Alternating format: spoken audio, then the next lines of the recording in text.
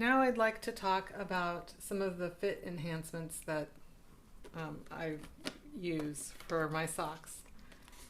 If I'm making a color loop sock, I'll do whatever I want with the color loops, but then right before I make the heel, I'll either do slip stitch for the back part of the leg, slip stitch, knit, slip stitch, knit every other row to make that hug in a little bit, or I'll do one by one ribbing.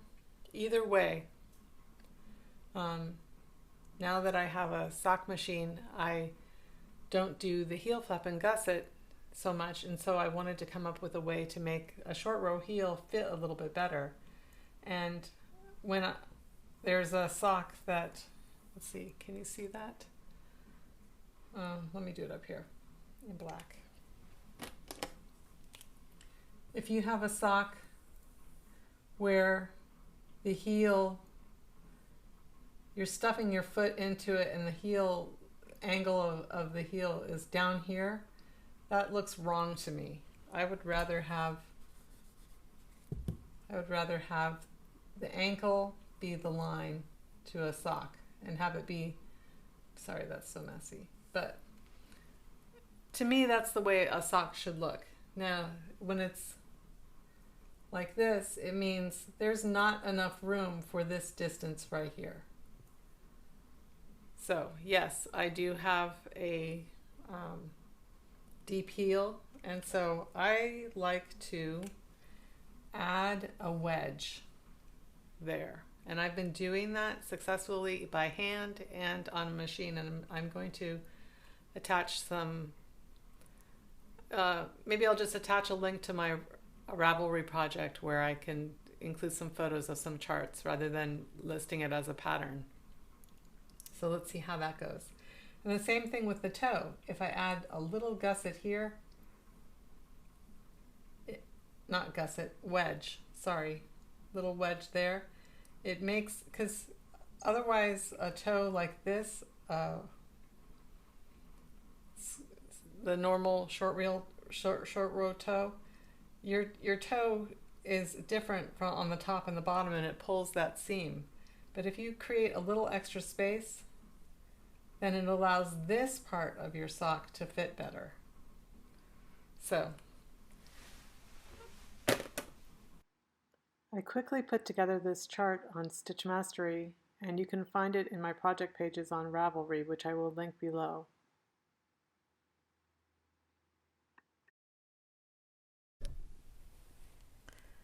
I've just completed my 5th short row on the return of the boomerang for this fish lips style short row toe. So I have my double stitch here, twin stitch, shadow stitch, I call them shadow stitches. I have my 5th one here coming back, and I'm just about to start my modified version, which makes this have a little extra box to shape the toe, a little extra room. So I'm going to return, but instead of going to make the 6th shadow stitch on this side, I'm going to stop and repeat these shadow stitches here and then continue as normal until finishing all the shadow rows from that point. So again, I'm on the 5th shadow stitch here. I'm going to count backwards, 4, 3, 2, 1. Then I'm going to do my 9 center stitches, and then I'm going to create a shadow stitch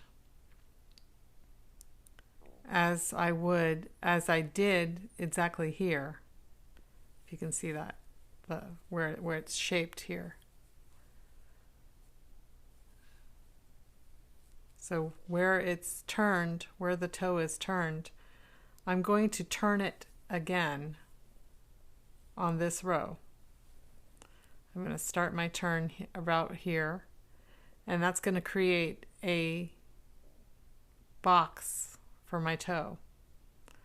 And once I do that shadow stitch, I'll count 9 stitches, make another shadow stitch on this side, come back, knit the shadow stitch, work the shadow stitch, make a new one, turn, work the shadow stitch, make a new shadow stitch, turn, and do that until I complete all of these toe stitches. So I'll just show a little bit, although I don't really need to now that I've explained it, but I'm going to count backwards. So 5, 4, 3,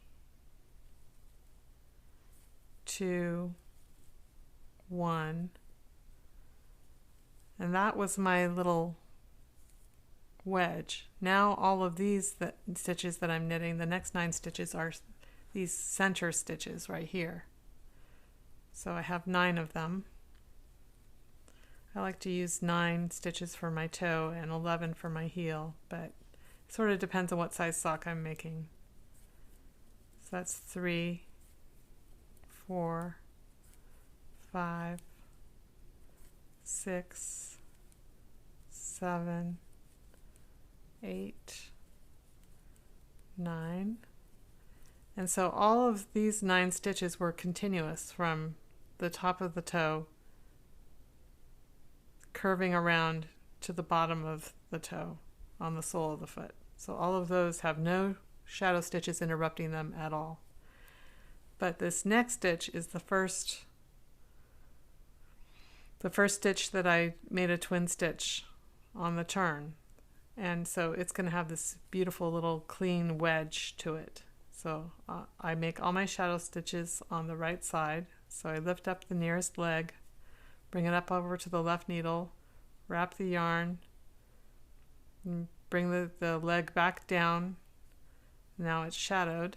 The yarn is facing in the right direction for me to turn and purl back.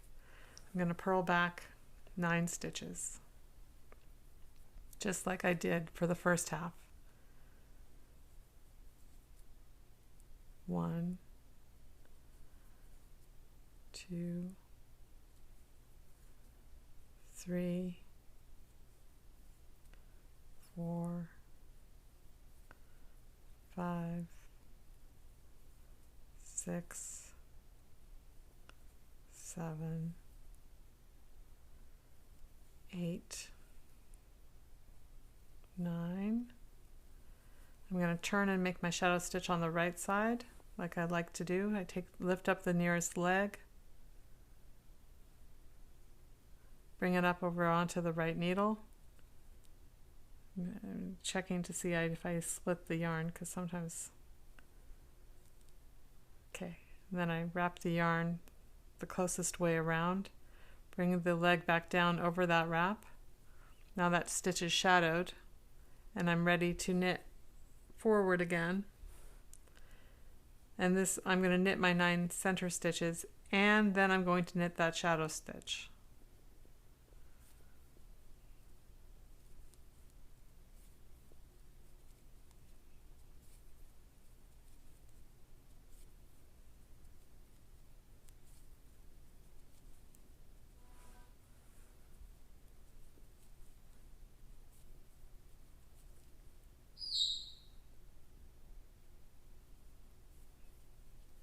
So there are all my 9 center stitches. I'm going to knit this shadow stitch, make a new shadow stitch, turn, work this shadow stitch, make a new shadow stitch, just like I said before. Tongue twister. So I'll show you what that looks like when I get to the end. Okay, there is a tricky little thing, because I want to show you, there's my 5th stitch that I shadowed before, but I've now redone the 1st, 2nd, 3rd, and 4th short rows, and I have a shadow stitch on the 4th stitch and that 5th stitch. And when I get to it, come back to work it, I don't really want to triple up on the shadow. So I am going to work both of those shadow stitches on this row, and then shadow the 6th stitch. So It'll just be like I get a freebie. I don't have to work that short row for the 5th stitch. So here I'm coming up to it.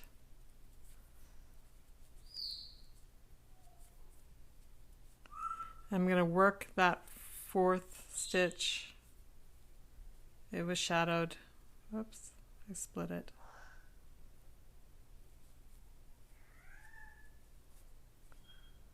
I split it again.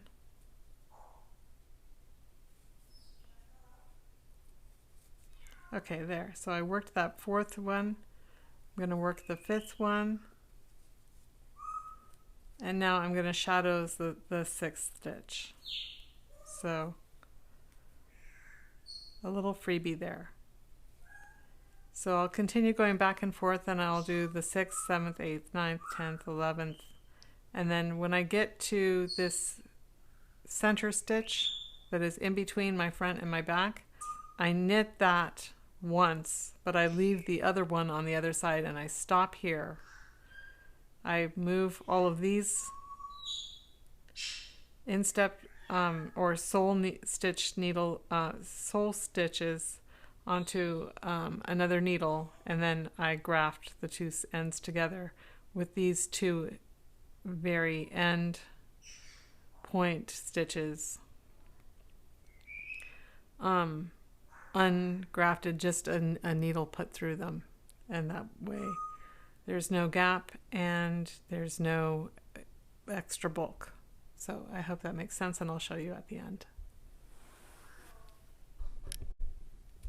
Okay, before I graft this together, I thought I'd show you the 3D dimension to this. I've got the instep stitches on the DPN, and this is curling up a bit, but you can see that all of this would not be there if I hadn't repeated this section of short rows. So isn't that cool? It sort of looks like, instead of a fish mouth, it looks sort of like a dragon snout. Where am I going here?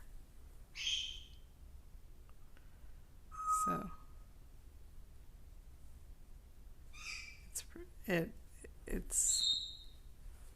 this is the top of the foot. So you do want to start the toe on the top of the foot to do this, because the shaping is not symmetric necessarily between front and back. You want the bigger expanse on the top of your foot, and then this part can just stretch around the bottom of your toes. Make a nice smooth section, which you will see later. Oh, the birds are singing a bit. Okay, I'm going to graft it together now. So I'm going to show these socks in a different segment, but this is interesting to show because it's using self-striping yarn, and you can see that there's an extra wedge there, and it fits really nicely. For the toe, it looks a little bit puffy. You can see that little diamond wedge there, sort of like an alligator nose. So I think that creates just the right amount of space for the toe, and then the sock ends up fitting much better. I also made a chart for the heel. I've done the heel a couple different ways, but this is the best, I think, and you can also find this on my Ravelry project pages. Thanks for watching. Please feel free to like and subscribe, and I would love to hear if anyone gives any of these fit enhancements or color loops a try. Thanks very much.